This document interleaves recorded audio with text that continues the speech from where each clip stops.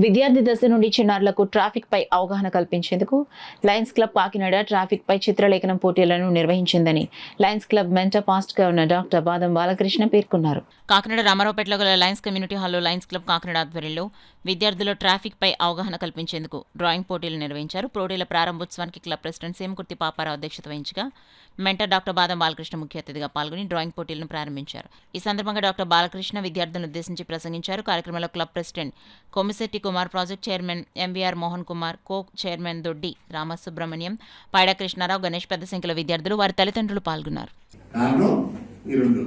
మీరు తెలుసుకోవడం, మీకు చిన్నవాళ్ళకి చెప్పడం, మీరు పెద్ద ఇద్దరు ఫాలో అవ్వడం, ఇప్పుడు కూడా ఫాలో అవ్వాలి. ఓకేనా? ఇది ఇప్పుడు కూడా ఒక కాంపిటీషన్ కండక్ట్ చేసినప్పుడు ఫస్ట్, సెకండ్, థర్డ్ కొన్ని కన్సిలేషన్స్ ఇస్తుంటారు. అలాగని మిగతా వాళ్ళు మేము బాగా గీయలేదా, బాగా చేయలేదా అనుకుంటారు. బట్ ఒకటి మాత్రం లేదా, ఫస్ట్, సెకండ్, థర్డ్ కన్సిలేషన్ పెట్టి ఇచ్చిన వాళ్ళు విజేతలు, అందులో డౌటే లేదు. మిగతా వాళ్ళందరూ కూడా అడుగు విజేతలే. ఎలాగా? పాజిటివ్ థింకింగ్తో నాకంటే బాగా గీసారు కాబట్టి వాళ్ళకి ఈరోజు ప్రైజ్ వచ్చింది. నేను కూడా అంత బాగా మళ్ళీ సార్ అన్న ఇంకో కాంపిటీషన్లో గీసి నేను ఫస్ట్ రావాలి మీరు అనుకున్నారు. మీ అందరూ కూడా విజేతలే. ఎవరైట్ ఈ పాజిటివ్ యాటిట్యూడ్తో ప్రతి కాంపిటీషన్లో పాల్గొనండి. ఒకసారితో అయిపోదు.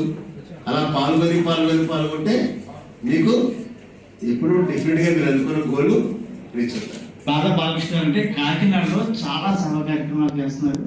మీ పేరెంట్స్ అడిగితే తెలుస్తుంది. మీరు ఏంటంటే ఐ బ్యాంక్లో ఎవరైనా కళ్ళు డొనేట్ చేస్తే కళ్ళు లేని వాళ్ళకి డొనేషన్గా ఒక ఐ బ్యాంక్ స్టార్ట్ చేశారు.